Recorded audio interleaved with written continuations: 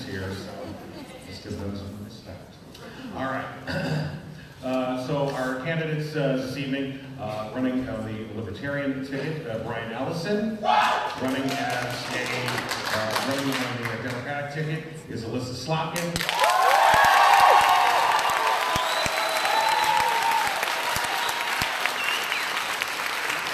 And running as Republican incumbent, Mike Bishop.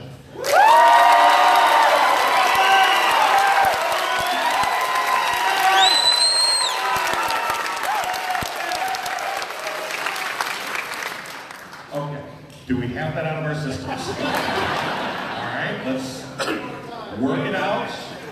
That's all very good. We're now going to proceed with the forum, and I will ask you to please refrain from any vocal demonstration in support or opposition of any kind until the end of our forum, until all candidates have completed their closing statements. Again, I want to remind you, no signs or banners are allowed inside the auditorium, and that there should be no cameras or other electronic equipment in operation other than by working media and by those who have received approval from our forum sponsors. Thank you. All right, our first question, again by draw, is going to be answered by Mr. Ellison. And the question is, what 3 people or PACs have contributed the most to your campaign, and what do you think they expect for their money? Well, I was hoping to do an opening statement, but we can start with a question. So the 3 biggest PACs that have donated to me are nothing, nothing, and nothing. The biggest contributor to my campaign is myself. And what I think I offer myself is that I am the best representative to represent all the people in this room. I don't have any special interest that's giving me any money, and there's a reason for that, and it's because I'm not beholden to anybody, and I refuse to be beholden to anybody. So, you know, when it comes to money, obviously my competitors have millions of dollars to work with, and we've been seeing their ads all over the TV because of that. And I'm just happy to say that I'm the only person on the stage here that nobody's paid money to put a negative ad out, so thank you. All right, thank you. Next up, we'll have Ms. Slotkin answer that question. Sure, so I think you're going to hear a lot about money today from myself, from my opponent, because I think it's a real difference between myself and Mr. Bishop in particular. I made the decision in January that I would not accept corporate PAC dollars. I just wanted to make it crystal clear that my vote could not be bought by any corporate special interests. And you're going to hear a lot of discussion from Mr. Bishop about how somehow the money that he takes in is the same as the individual donors that support my campaign.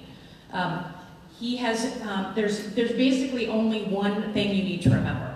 He has taken $1 million in corporate special interests over a career in politics, and I've taken 0. He'll say a bunch of things, but it's $1 million versus 0. And the donations that I have come from people like Nick. He just wrote me a letter. He's a retired cop in Rochester. It's his first political donation because he believes in his bones that our politics right now are fundamentally unbecoming of the country that he believes in. Or like Helen, who I think is here tonight, from Howell, who gave me $15. That's not the same as a special interest, and that is a major difference between myself and Mr. Bishop. Okay, thank you. Mr. Bishop.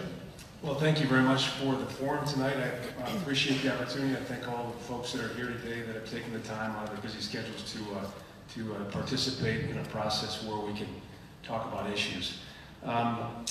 This is an interesting time. I've never seen so much money in this district, ever. And I've been here for a long time. I have been accused of taking money contributions, and I would just tell all of you that if you'd like to go to the FEC report, it's online. I'm open and transparent. Everything I've accepted is online. Ms. Slotkin has said to all of you, even tonight, that she accepts no corporate contributions. Last quarter alone, she raised $2.6 million, and she's used all of it to push lies and distortions about me and about our campaign. It's completely uncivil, and for her to say fundamentally broken, she has fundamentally broken it. So when you have a candidate who's never lived here before, never owned property here before, never paid taxes here before, never been to a parent-teacher conference here before, and the first time she ever voted was in the primary to vote for herself. That's a problem. She was sent here by Nancy Pelosi with special interest money and a whole suitcase full of cash from the East Coast to the West Coast. 90% of the money that she's taking in, all of that money is from out of state. Thank you very much. Our next question, we will start with you, Ms. Slotkin. How will you protect our country in efforts to deal with the impact of climate change, such as rising sea levels, wildfires, hurricanes, and drought, despite whatever you might think the cause is? Sure. So this is something I actually worked on at my job at the Pentagon. We did the first study that the military ever conducted on the effects of climate change on the U.S. military, on our bases, our ranges, on more strategic weapons in the Arctic now that it's melting. So it's something that I take as a fact. I do believe climate change is real because we see it, and I do believe it's man-made. I think we need to do a couple of things. Number one, we need to have a 10-year plan for how we're going to mitigate the effects of climate change here in Michigan. Because all you have to do is talk to our farmers here in Livingston County, across the state, they are talking about climate change. And then secondly, we need to preserve and make sure we're doing everything we can to preserve our Great Lakes, our inland waters, our streams, and of course our drinking water. And right now, to say that there's not a connection between our changing climate and the need to protect our Great Lakes and our waters just denies sort of the basic facts that science has put out there. So a 10-year plan and making sure we do everything to protect our lakes, our waters, and streams. All right, thank you. Mr. Bishop. This is an important issue, and I for one, think that the environment is very important, especially to Michiganders. As a lifelong citizen of the state and my family, we vacation on the Great Lakes. This is important to all of us, and so environment is important. I've worked with my colleagues in the Congress, both Republicans and Democrats, to address issues regarding the environment. We worked together, Republicans and Democrats, when the President decided to take the Great Lakes Restoration Initiative out of the budget, and we got to put it back in. And that's $300 million for our Great Lakes to ensure water purity. I'd also indicate that as a part of my job, I have been very forceful in addressing Line 5 up across the Straits of Mackinac and the issues regarding underground transport of oil and fuel. And I've introduced a bill that would stop that, would make sure that we don't have any catastrophic events in our Great Lakes, in our waterways. And I've been very, very much a part of that discussion. So this is something that I strongly believe in, and environment's so very important for all of us, especially Michiganders, and look forward to working with my colleagues to get my Great Lakes Oil Spill Prevention Act passed. Thank you. All right, thank you. Mr. Ellison. Yeah, obviously the environment is very important to all of us, and being from the Great Lakes state and enjoying the Great Lakes and the forests and the nature and the natural stuff that we have in the state is obviously important. I think that instead of talking about a time frame and with no details and just saying, hey, we're going to have a plan, a 10-year plan, a 5-year plan, whatever, I think the goal is that we need to stop sending our individual resources out of the state. We need to stop paying so much money to the federal government and then begging to get it back in order to deal with the issues that are important to us as Michiganders. And so my plan would be that we need to cut taxes that Michiganders pay. We need to keep the money in the state, and that way the state can determine how best to deal with that money and how best to protect our natural resources. Okay, thank you very much. Mr. Bishop, you'll answer this question first. How would you legislate an immigration policy that strengthens our local economies by providing a necessary workforce for our employers? That's a great question, and one we're working on. I am a member of the House Problem Solvers Committee. It's a bipartisan committee that's made up of members from both sides of the aisles. There are 48 of us out of 435, and we meet regularly to talk about this. When it comes to work issues and immigration, it's also very important in the state of Michigan. We are a farming community, we are a recreation community, and there are a lot of folks in here that are on a seasonal basis, and we need to address this issue. But I think there are 4 pillars to an immigration policy, and I voted for this twice. First of all, I think you've got to secure the borders. We are not a sovereign country until we have secure borders. Secondly, we've got to resolve this issue of family separation and ensure that it doesn't continue. Third, we've got to address the dreamer population. those that are in this state through no fault in this country, through no fault of their own. We got to figure out what to do with that. Also, the visa programs that you're talking about, very important. They should be merit-based, and we shouldn't have a system in place where we're doing a lottery program, we're doing chain migration, transition into a merit-based system. Those are the 4 pillars. I oppose sanctuary cities. I support ICE. I do everything I can to support law enforcement in this country.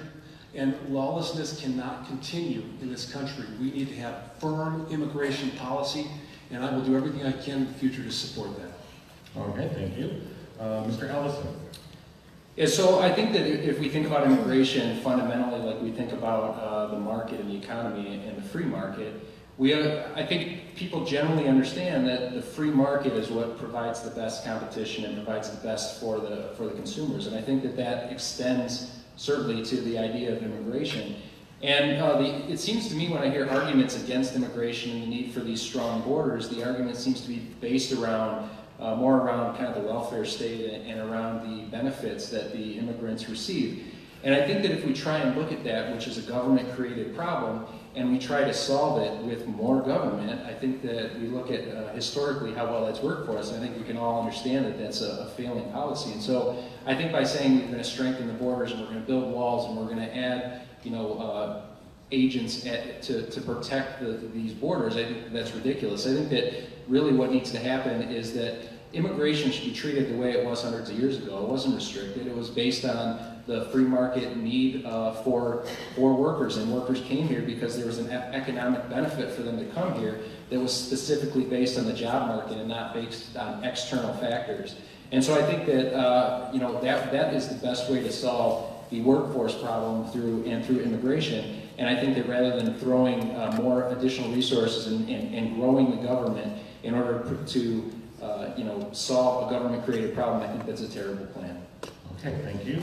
Ms. Slotkin. So I differ from the previous speaker here. I think that immigration is a national security issue, it's an economic issue, and it is a moral issue. And we need a comprehensive immigration plan, not whack-a-mole, take a piece here, take a piece there. On national security issues, where I've worked my entire career to prevent homeland attacks, we need to strengthen enforcement at the border. With technology, with more border agents, that's our first and primary responsibility, is to protect our homeland. But as an economic issue, there are reasons, deep reasons, for having immigrants come to this country. We need to key immigration to the economic needs that we have here, with our farmers who need people to come, with our fudge shops in Mackinac, if that's what they need, we need to key it to what we need here. Let them come, let them go. Our dreamers, obviously, they were brought here as children, they need a path to citizenship, but we also have a moral responsibility as a nation of immigrants to always keep our doors open to specific groups that are fearing death and persecution. That is our history. And I would like to say I'm glad that Mr. Bishop supports now condemning the policy on separation of families.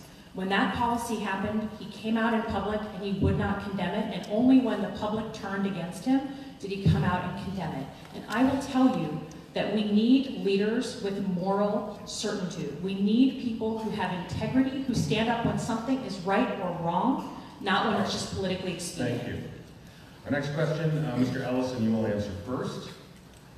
Would you support Medicare for all? Why or why not? No, I wouldn't. I think that Medicare for all, I think that anytime you look at the economy or anything you're talking about, you have a choice between, you can have universality, you can have good quality, or you can have low price, but you can't have all three. And so when you look at adding universality, if you're going to lose quality, you're going to have you can control the price, but you can't control the quality of the service you're going to get. And so I think that having a free and open market, I think reducing the requirements for having so much insurance and allowing people to get simply catastrophic coverage if they want it, allowing people to be free to make their own choices and live with the consequences of those choices, I think that's the best way to solve any type of medical problem.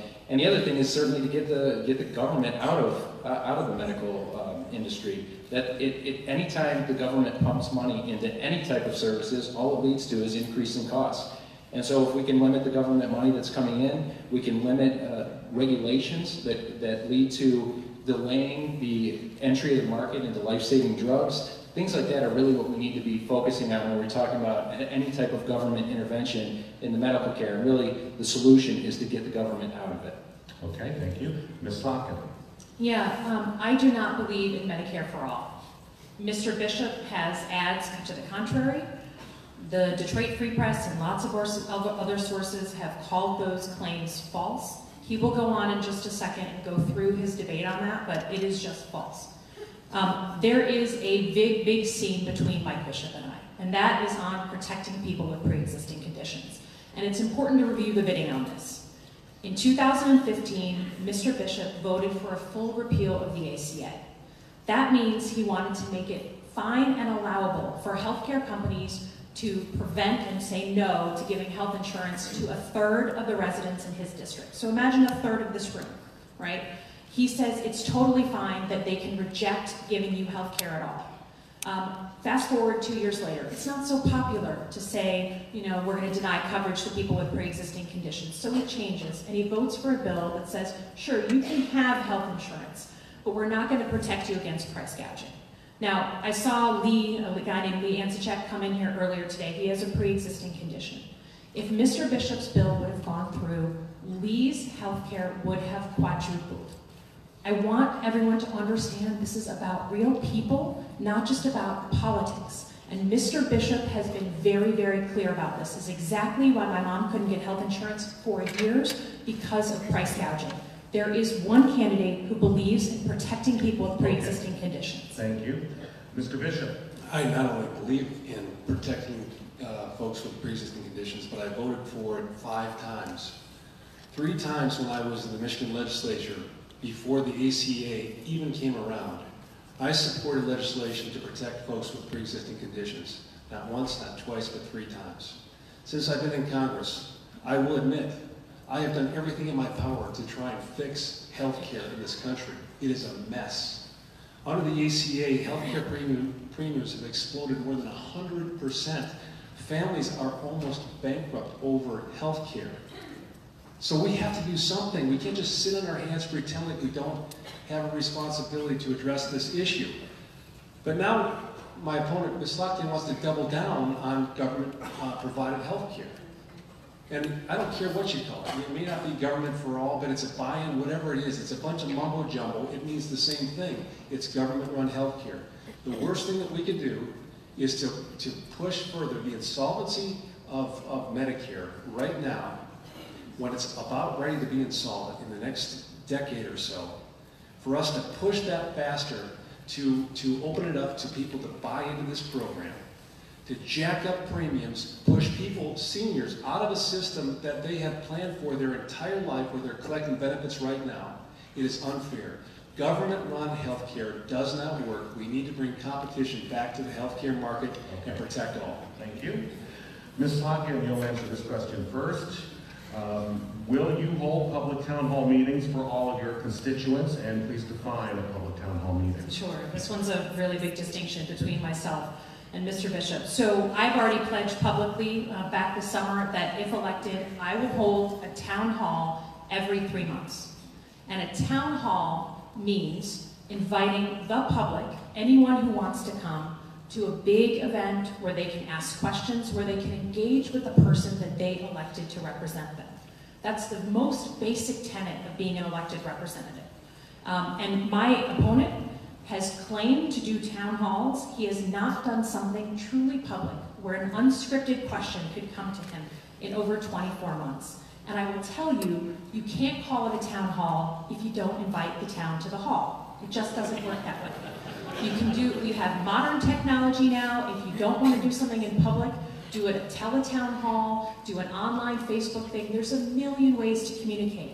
But this is a hallmark of the person I'm running against. He fears the public. He doesn't believe in coming out. And I just don't believe that is how a representative is meant to be, as our founding fathers established. All right, thank you. Mr. Bishop. I take great pride in my job. I have been elected and re-elected because people know that I'm open and accessible. I have spent my entire career doing whatever I can to make myself accessible, to meet with people individually. I wake up in the morning early. I go to bed late at night. I speak with people all day long, in the office, out of the office, big groups, small families, whatever. I speak to them. Now, I don't have a Coliseum-style town hall where Ms. Slotkin would like me to go, where you completely break down civility and people scream to the point where it becomes completely counterproductive. That is not democracy. And in my opinion, it's uncivil, and it's not the way I'd like to operate. I certainly will not do that in the future. But I meet with people every day. We solve problems that way. I have a bill on the President's desk today, the Stop Act on opioid, because of all of my meetings I've had, roundtable discussion, town hall meetings, every day. I got through so many healthcare issues because of the people that I put together. Town hall meetings on subjects like school violence and veterans. We do this all the time. I value your opinion, and that's why I meet with them every day. Okay, thank you. Mr. Ellison. Yeah, I would have town hall meetings every 2 months, so that's more. And to me, a town hall meeting is a forum where we're there as long as we need to be there, because if I'm doing a terrible job, you guys need to be lining up to tell me why. And I think that that's important, and I think that I've never been afraid to answer any questions to anybody, and anybody who knows me knows that. And so I would certainly be open to sitting in front of every one of my constituents as often as I can, and whenever the situation warrants, and I think that it's cowardly for a representative to hide. Again, please refrain from public displays. You're disrespecting your fellow voters. You're disrespecting the candidates up here. All right, our next question, we'll start with you, Mr. Bishop. What can be done to lower the cost of college education in the United States? Well, this is an important issue, and one that I feel very close to because I now have a child in college. And it's one that I'm close to because I talk to constituents about this frequently. And it's a very big issue for our country because we have students who graduate from college with huge debt, and they are the exact demographic that is least likely to have a job. So it's a real shock to that group. And the younger people today can't pursue the American dream because they're overwhelmed by debt. This is something that I think requires that we get our institutions of higher education in the room to talk about. They need to provide everybody that applies to their school with a projection about how much it's going to cost, what they can expect with every major, if there are jobs on the outside for them when they graduate, and help them get to that point. And they have to be responsible to be a part of that. It's about transparency, and institutions of higher education have to deal with that. I also think there's a lot to do here about the jobs gap and the fact that we have young people who need to transition directly into the workforce, and we need to train them and make sure that they understand that they have options, that they don't have to go in debt if they don't want to, and that we have plenty of jobs out there. We have more jobs than people right now, and we need to have that option available, and it's about training. Okay. Thank you. Mr. Ellison. Yeah, I think there's a couple issues here. Certainly the government, we get back to the government pumping money into any type of industry, and certainly public education, college education is one of those, where the government has pumped an ungodly amount of money through subsidized loans. And we've also pumped this narrative into our young people that their only option is to go to college, and it's ridiculous. And so you have all these young people that are graduating high school and think that they have to go to college in order to be successful in life. And you guys have no idea, well, some of you might, but I just had an incredible battle with my 18-year-old son. He wanted to go to college, and I had to convince him otherwise. There's all these jobs out there, and now he's getting enrolled into a program to be an electrician apprentice. That's certainly a much better career choice than getting a fine arts degree and coming out with a boatload of debt. And so I think that the fact that the government offers so many subsidized loans and so many ways to get what seems like cheap money for students to attend college and university, I think that we need to limit that. And so when you limit the amount of money going into it, you again increase the competition and you bring down the price. And then the people that are meant to go to school and the people that will thrive from continuing education can pursue that, and the people that are better off pursuing a career out of high school and learning a trade, they can pursue that goal, and that helps the economy all the way around. Thank you. Ms. Slotkin. Sure. So we have Michigan State in our district, so this issue is brought up to me constantly. I'm constantly being just stopped in the hallways of the library at Michigan State with the students telling me how they are underwater with debt. So a couple of things. I think that getting an education is not like something like building a deck on your house. It is an investment in yourself that will last the rest of your life. So I believe very specifically that anyone seeking a student loan of any kind for any post-secondary education, that loan should be capped at 2.5%. That is significantly lower than the average loan that the average college student gets right now. And then if you're already under debt, you're 40 years old, you're still paying off that debt at 7 or 8 or 9%, that you can renegotiate just like you could if mortgage rates came down. I think we need to talk in specifics and not just talk about getting universities together, and we actually have to have some sort of plan because the kids are drowning. They are changing their choices in life because of that debt. I do think that job training is an important piece of this. I agree with Mr. Bishop that we have to do more to push kids into the jobs that are available in our state today. In Rochester, the Chamber of Commerce will tell you it's IT, coding, cybersecurity, and then healthcare. We should be incentivizing our young people to go into those fields, do earn while you learn programs, so they can go right into a well-paid job. All right, thank you. Our next question will be answered by Mr. Ellison. First, as a Michigan representative, what would you do to bring money to fix our Michigan infrastructure? Well, I think that, I hate to say I reject the question, but I kind of reject the question. So what you're saying is what do we do to get money? And what that amounts to is us begging for our own money back, and I think that's kind of backwards. And so I think what I would push for is to stop having us as Michiganders send so much money to Washington so that we can do a nice little dance for them and we can make them happy and get them to send it back.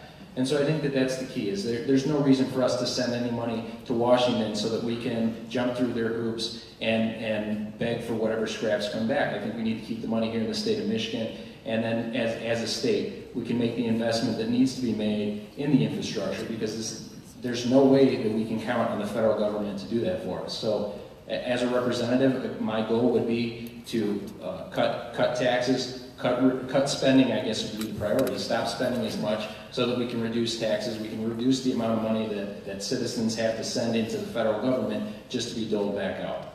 Okay, thank you. Ms. Slotkin. So everyone knows that our roads are in some of the worst shape across the country, and all you have to do is drive across the border to Ohio and you know that their roads are better than ours, or Ontario. And I think this is one of the areas where I actually agreed with President Trump in the beginning of his term when he talked about the need for investment in infrastructure. And I agreed with the sentiment, but then the package that was passed by the Congress, it relied on states and on private industry to pay for that entire bill. And that's the whole reason we're in this problem in the first place, is we don't have the resources to cover it, at least not right now. So I believe in once-in-a-generation investment in our infrastructure, not just our roads, and not just because each Michigander is paying $540 a year out of their own pocket, a hidden tax because of how bad our roads are. My windshield got cracked this year just like everybody else, with a rim or a windshield or something. I believe that we need it for our roads and our bridges, but we also need it for our water. And I think we need to start talking about our water problems in the strategic way. It is not by coincidence that every single week there's a new community popping up with lead in their water or PFAS in their water. It's not by coincidence that the Huron River here, close by to here, we cannot eat the fish out of that river.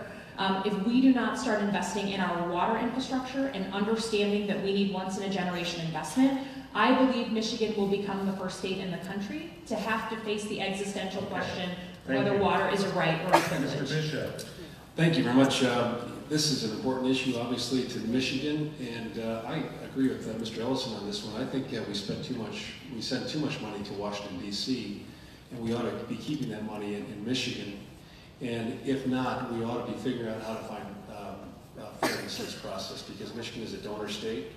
We shouldn't be sending more money to Washington, D.C. than we get back. It's not right. We need every dollar that we can get here. I have supported a number of things with regard to infrastructure. I was very much involved in H.R. 8, the Water Resources Development Act, which reauthorized the improvement of the Army Corps of Engineers projects, which manage the water infrastructure systems in our country. I also voted for H.R. 4, the FAA reauthorization that has to do with the infrastructure of our airports. I voted to support every single budget that brought money to this state for infrastructure projects in the appropriation bills. I also been actively involved in the Brandon Road issue, which is about an issue with the Army Corps of Engineers. We're trying to figure out how to stop the Asian carp from coming into our Great Lakes. It's all part of our infrastructure plan, and I'm going to continue to keep on these issues that affect Michigan and Michigan citizens. Okay, thank you. Ms. Slotkin, you'll answer this question first. If you could ensure the passage or the repeal of one piece of legislation, what would it be? So I am part of a small group of candidates that got a bunch of different candidates, over 100 involved, in a letter that frankly we wrote to Democratic leaders saying that if we flip the House, the first bill of the new Congress should be campaign finance reform. Because no matter what you're working on, no matter what you care about, if our politicians are bought and sold, then they're not going to be advocating for the issues we care about. And this one is really clear, particularly on pharmaceuticals, right? I'm running against Mr. Bishop, who has taken $100,000 from the pharmaceutical industry. Then he handed them a huge corporate tax break, and the prices of our prescription drugs go up and up, right? That is not by accident. That is how our system is built. And I just believe we need a different generation of leaders who hold themselves to a higher standard, who say no outright to that money, and then vote on behalf of their voters, not their donors. And I think for me, campaign finance reform is something that is urgent, it is required, and I put myself on record saying that should be the first bill of the new Congress. All right, thank you. Mr. Bishop. Well, this is interesting. The one person on the stage that's broken virtually every single record when it comes to accepting campaign contributions is now calling for campaign finance reform, which I find incredible. There is so much more to this issue with regard to campaign finance and issues like this. When Ms. Slotkin refers to the money that I've received, just go out and look. Educate yourselves. Online, it's all free, it's all transparent. You can see where the money's coming from. She's accepted the same from the same people that I have. And if she's concerned that somehow that's causing people to be bought and sold, then you ought not run for public office because you are bought and sold. I would also say, I want to say one thing.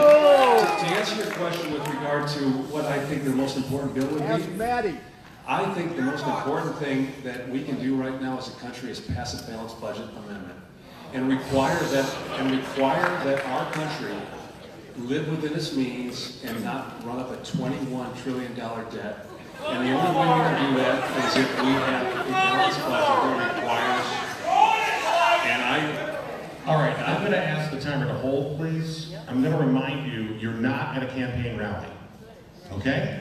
This is not a campaign rally. You want to go to a campaign rally and rally, please do.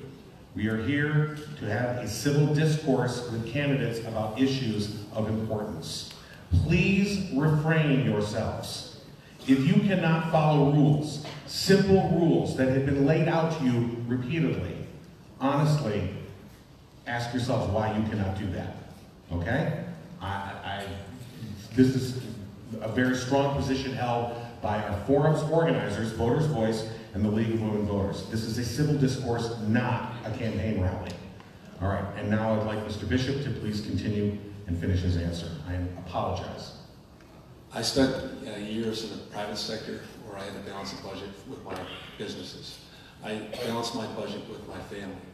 I think, and I spent time in the state government where we had a balanced budget requirement, and every year we balanced our budget. It wasn't easy, but we lived within our means, and you had to do that. And really, the only way we're ever going to do this is if we work together. Okay, thank you very much. And Mr. Ellison. So I only get one, so I'm going to kind of go against the advice of my advisors here on this one, but I think that there's, we look at the answers that have already been given, and we have somebody who's received more money than anybody else on the stage saying they want campaign finance reform, and then we have somebody who voted for an increase in spending that's contributed to the debt saying let's balance the budget. And I think that's the problem with politics. I'm proud that I'm not a politician because I would be embarrassed. This since I only get one, it's kind of a personal thing for me. We've been at war for 17 years, and I doubt that there's a question on this on the list here that pertains to the war. It doesn't seem to be an issue in this election, and that's troubling to me. Being a veteran myself and having spent a year in Iraq back in 2004 and 2005, and seeing the harm that we did while we were over there, the harm to the people there, the harm to our veterans, the lack of treatment that our veterans get when they come back. If I could pass one thing, I would pass a bill that would bring our troops home. Enough is enough. We're not accomplishing anything. We can pretend to be accomplishing things. We can pretend that our troops are heroes, which, as well-intentioned as they are, they're not doing anything to protect our freedom. And so I would bring the troops home. If I could pass one bill, that's what it would be. Bring them home tomorrow. Okay, thank you. We'll move to our closing statements. Mr. Bishop, you will go first. Well, thank you very much. I want to thank everybody for being here tonight. I want to just say that my wife Christina and I have lived in this district. I have my entire life. We're raising our 3 kids here. It's the same place where I was raised with my 4 sisters. It's the place where I started my businesses. It's where I went to school.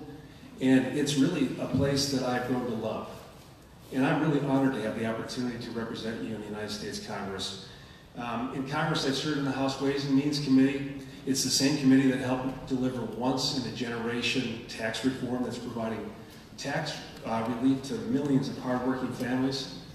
It's creating more jobs. It's fairer taxes, simpler tax returns, and bigger paychecks.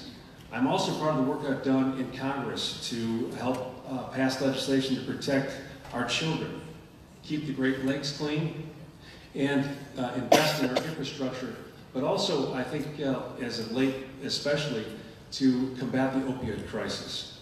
This is an issue that's very important to me. We've also protected seniors and veterans, and we've done so much to get government out of the way to help our economy grow and to allow people to invest in their own businesses and to keep more of what they earn. I believe that we've got to work together.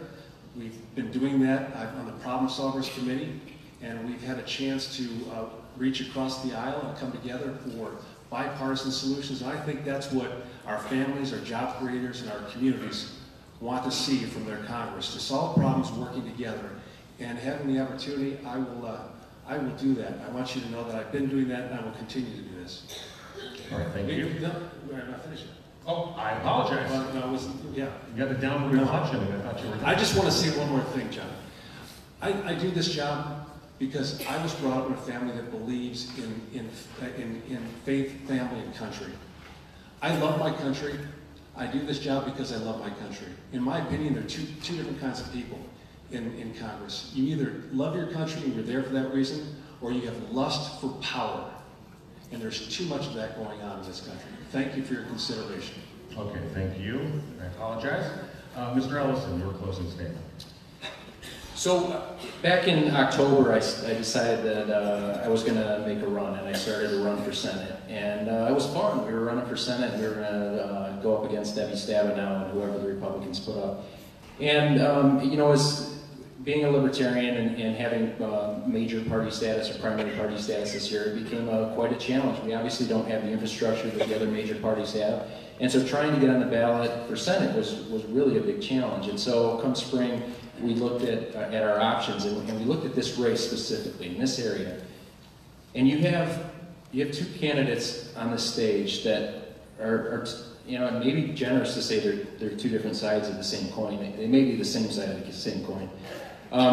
But what you have is the illusion of a difference between the 2. You have you know, one that is a career politician and the other that's been a government insider her entire career. And so I think really ultimately what I wanted to do was to give the voters an actual choice.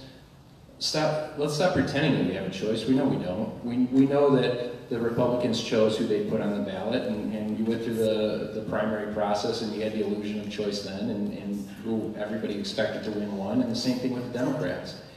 And so you have 2 candidates up here that were chosen by the elite few that lead their parties, and they're working for special interests based on the donations that they get. They don't represent you, and they can't represent you, and they won't represent you.